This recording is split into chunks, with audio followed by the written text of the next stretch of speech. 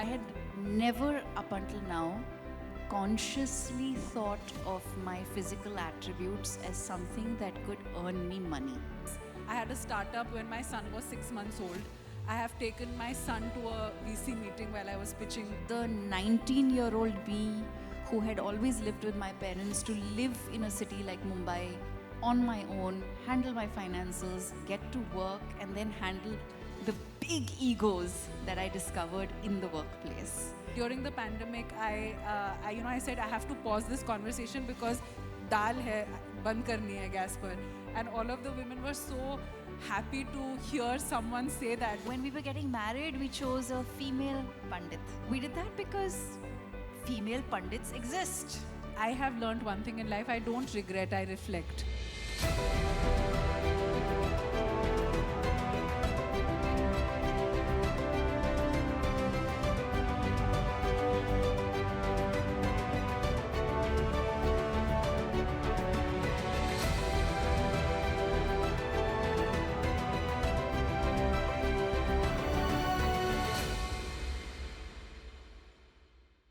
We are going to today talk about how are we going to have more women mainstream in the conversation, building, participating, not notionally, but really, and in a very powerful way.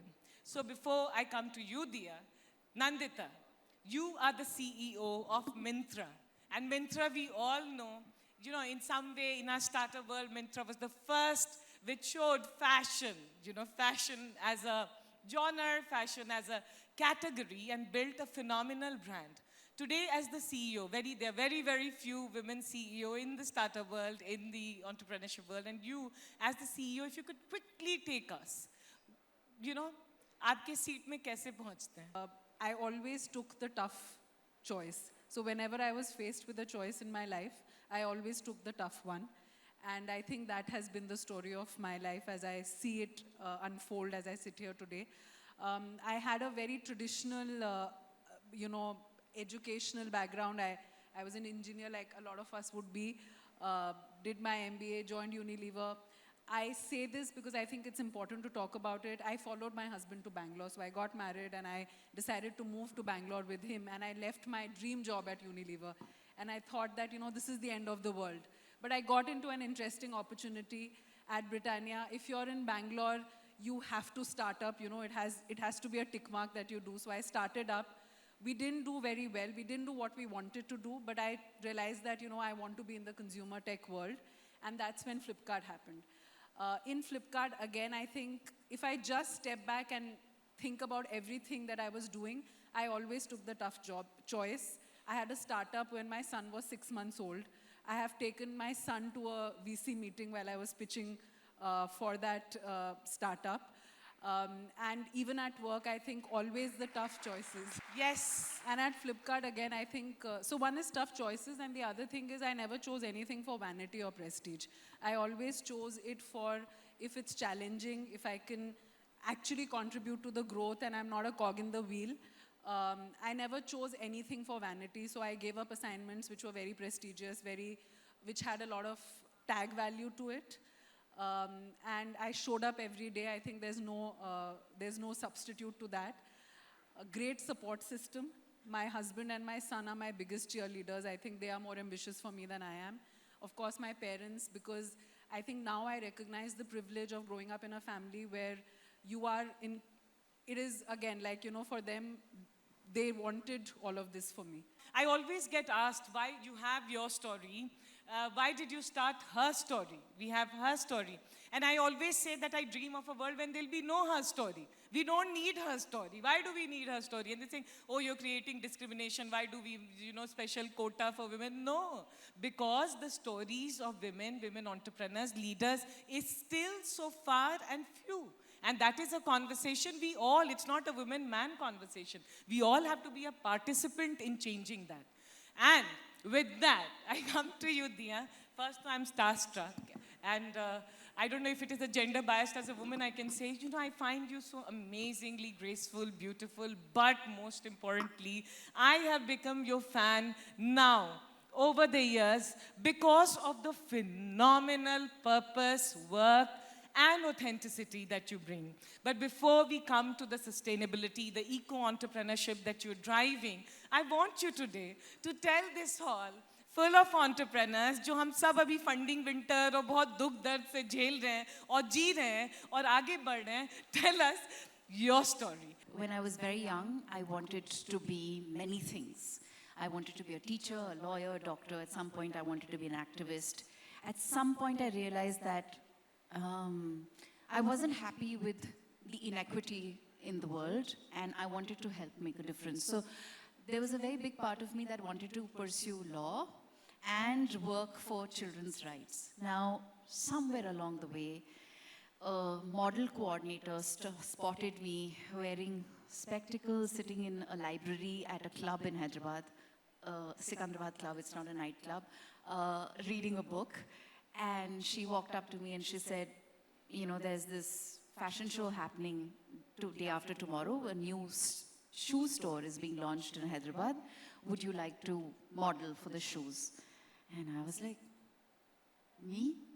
Because I had never up until now consciously thought of my physical attributes as something that could earn me money.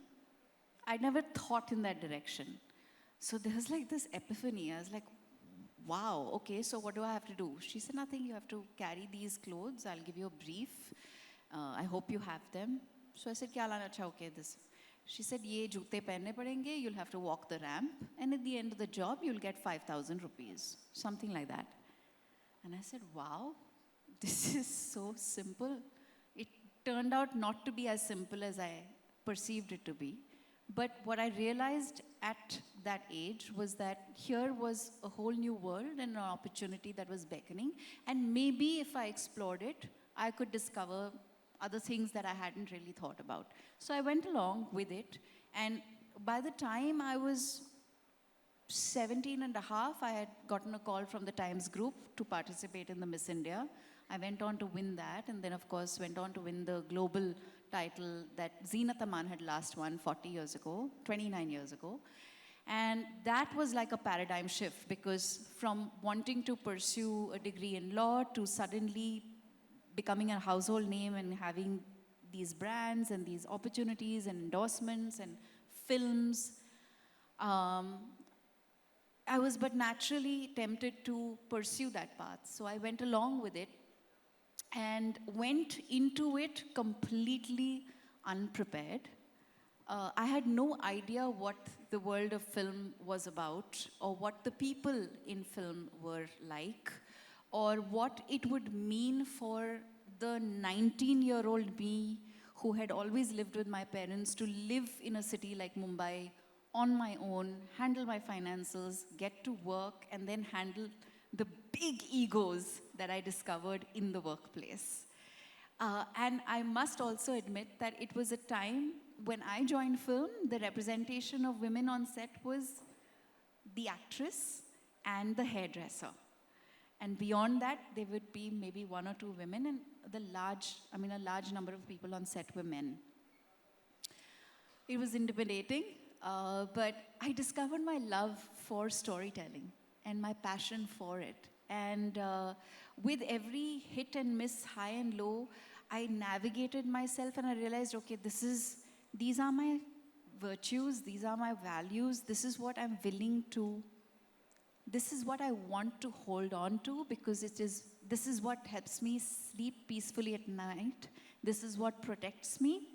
And these are the areas that I need to push and I need to grow and learn from. So I think when I was about 24, 25, I took a sabbatical for 2 years. And I just did a ton of workshops, and I just kept learning and working with grassroots communities, real people, because what tends to happen when you're very young and you start working in the film world, you lead a very insulated life. Everybody is protecting you all the time. And you don't have a real sense of reality at all. Your sense of reality is dependent on your history, where you're coming from, your past. So whatever you're responding to in a character or in a story is a reference to something that has happened a long time ago. There's no current reference. And I feel that that's just such an important thing to have when you need to grow as a person, to have real time connection with real people and real events that are happening in our country and in our world. So those 2 years of a sabbatical changed my worldview, they changed my life. When I came out of that sabbatical, I set up a film production house. I released my first film as a producer at the age of 26.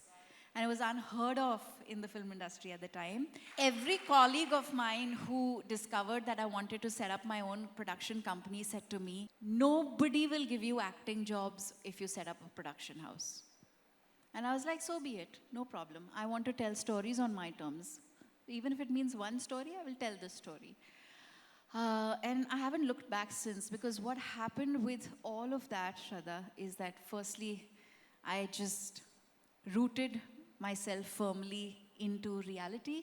I stayed connected with real people, real events, real stories.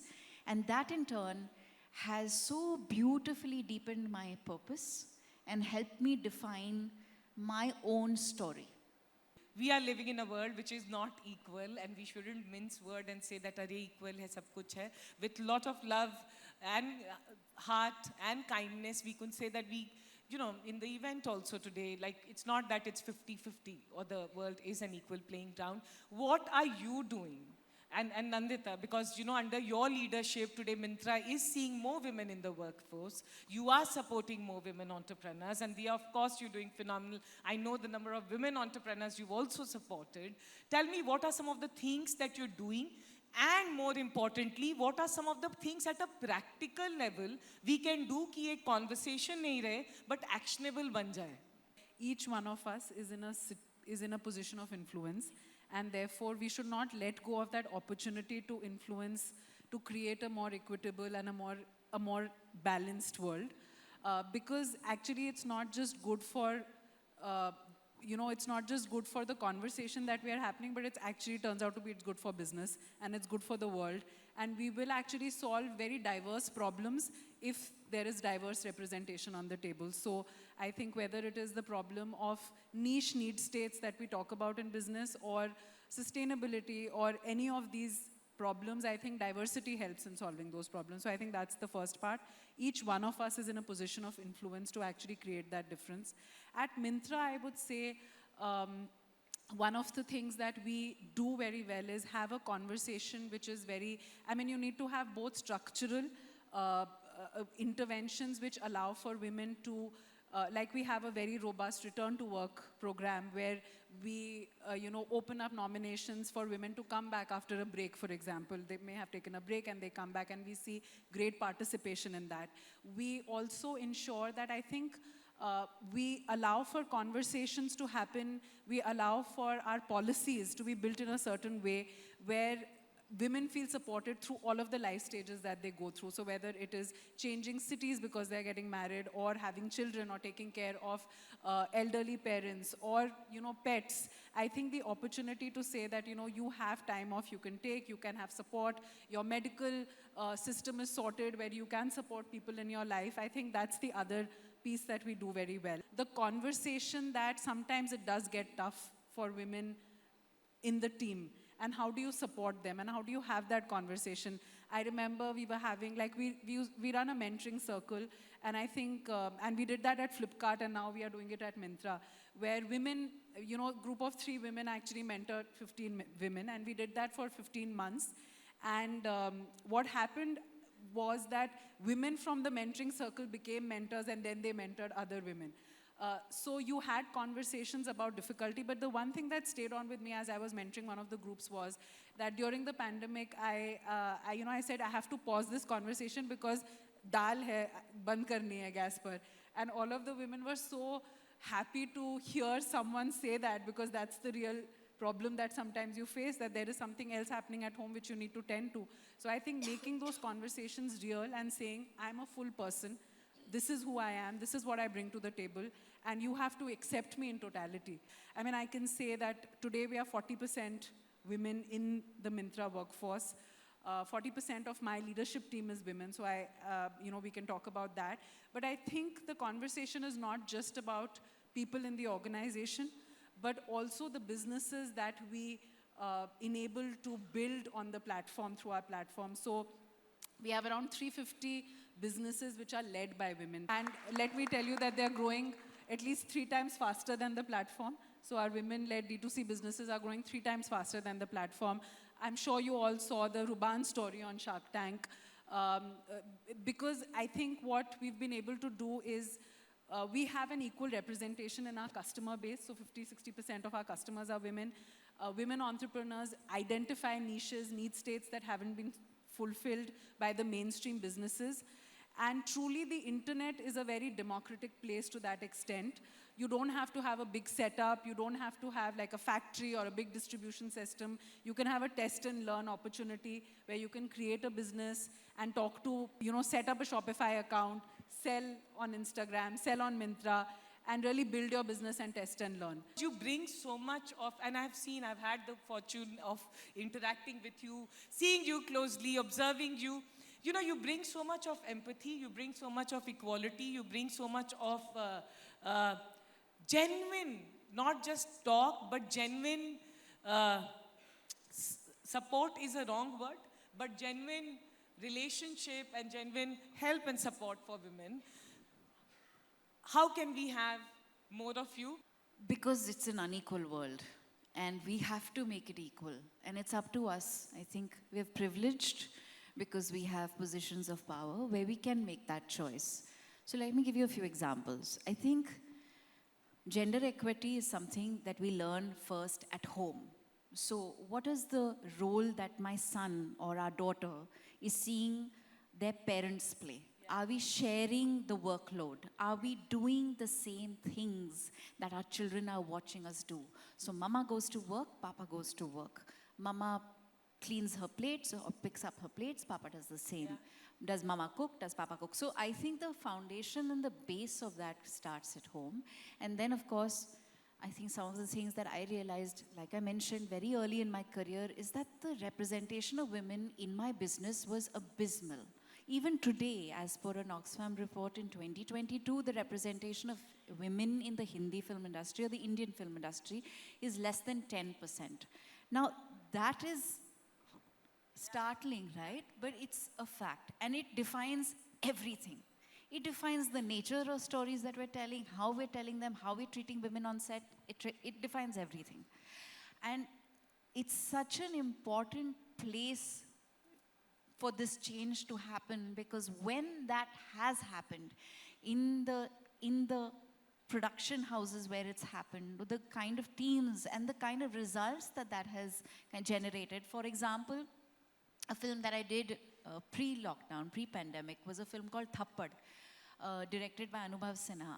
It was a story about a woman, and it was a socially empowering story about what is domestic violence, how much is too much, how less is too little, and just helping us understand the role of patriarchy in our lives and how deeply embedded it is into our psyche and how casual we are about it, right? I think that film got made because it was predominantly, of course, it was led by a feminist, a man who really understood the subject, but it was also, I think, empowered by a 50% representation of women on set. When I started my production company, all the films we made, whether it was ad films or feature films, we ensured that the gender ratio on set was 50-50. There were equal number of women hired in every workspace, HODs, at every level. I work with a team right now that is female-led. I have Kanishka and Pallavi and Shruti and Shradha, and there's one Sham Dada, sorry, but my entire team mostly consists of women, and it's a choice that we make. Of course, I love the men in the company that represents me, but the women are really the ones who are steering and pushing and bringing the heart that is required to identify the nature of businesses that we want to align ourselves with and how we go about it every single day. When we were getting married, we chose a female Pandit. And we did that because female Pandits exist. They're a rarity, but they do. And I had seen this lady perform a wedding, and I thought it was the most magical, most honest, most beautiful experience I had had in my life, and I wanted it for us, which is why we went with a female Pandit. Now, that went on to create conversation. It made people say, hey, if she could have a female Pandit at her wedding, why can't we? And what a wonderful thing for it to have led to, because suddenly a lot of people even sat up and said, Acha, they exist. It's not a job that is monopolized solely by men, just like every other job is. When we decide to invest in sustainable businesses, we were very clear that we wanted to invest in female-led sustainable businesses, because that's how we wanted to start. I mean, eventually we will invest with others as well, but we wanted to go with women because I feel when I share some of their stories with you, each of their stories, each one of them started their organizations or their companies because they saw a deficit. They saw something lacking. They wanted to make a difference, and they grow every day because they're passionate about making that difference. And it all comes from a place of empathy and heart and love, which, just physiologically and biologically we are blessed with. Absolutely. Now, from women, I want to talk about a topic which, when I look at you, I think about. You have evolved. You have constantly evolved. You have a production house. You're an investor. You are an entrepreneur. You're doing so many things. And you've stayed relevant in an industry which is very sexist, ageist, or whatever all those words. And constantly evolve करते जा रहे हैं. हम सब entrepreneurs हैं, हम सब leaders हैं, हम सब अपने journey में. We would like to stay relevant and keep evolving.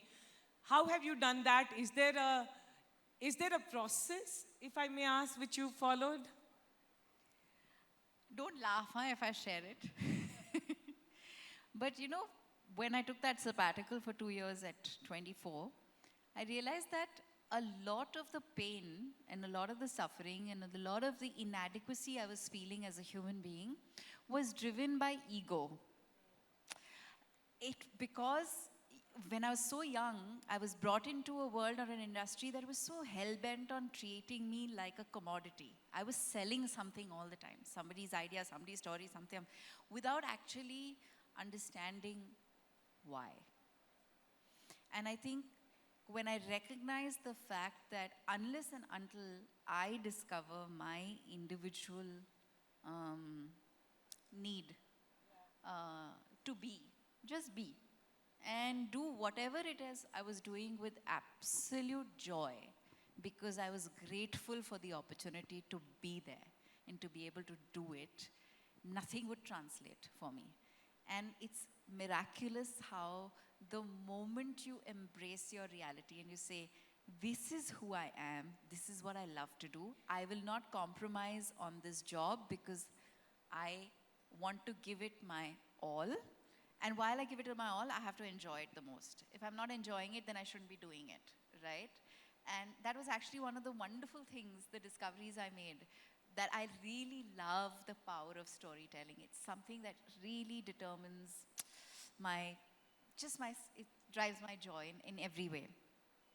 And to not just do this with the objective of being better than somebody or making more money than somebody else, but doing it because it fulfills you. It gives you happiness. And that then leads to growth. And it's interesting that when you start pursuing that, what gives you joy, more of it kind of follows.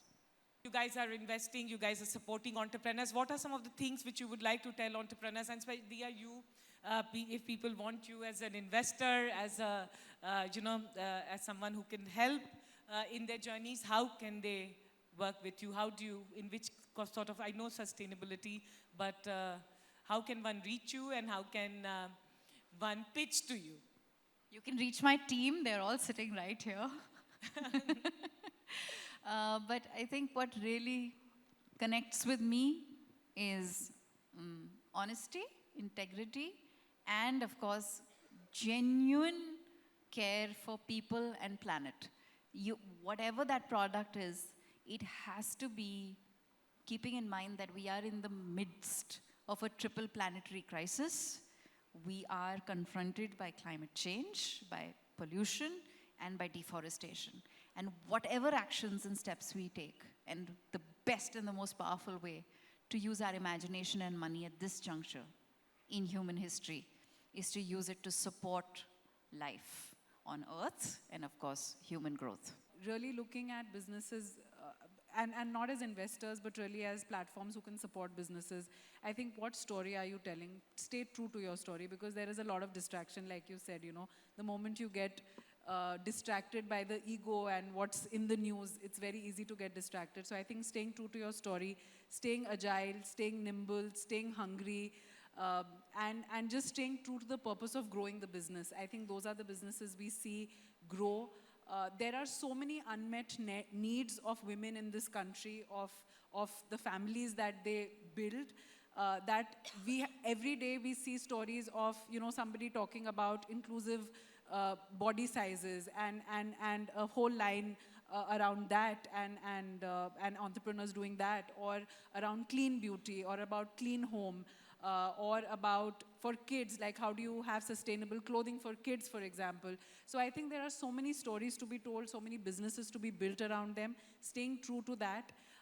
Also, I think, we do, there is, of course, a lot of flack the social media gets, but that social media also allows entrepreneurs and influencers to tell a story and build businesses out of it. So I think those are the two things I would say is important.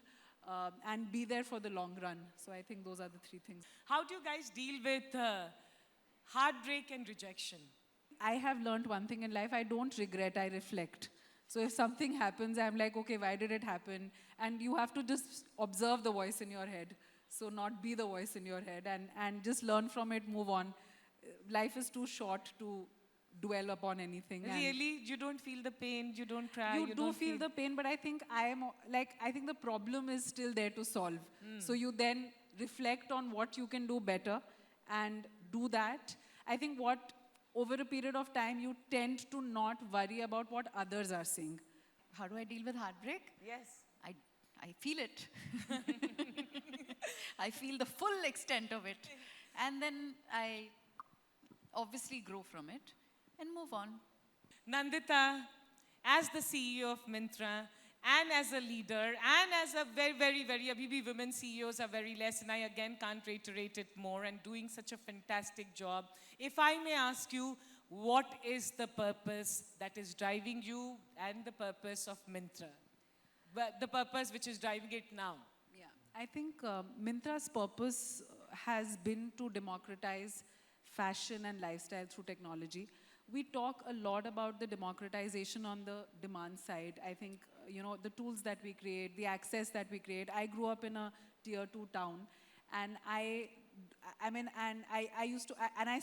grew up in Lucknow, I studied in Banaras, and every time I used to go back from my vacation, I used to pick up a set of clothes for the semester, because there were no choices available in a city like Banaras. Yeah. And now everybody in Banaras is ordering from online. So I think we don't understand the empowerment that sometimes just having choices gives, people. So I think that choice we give to people.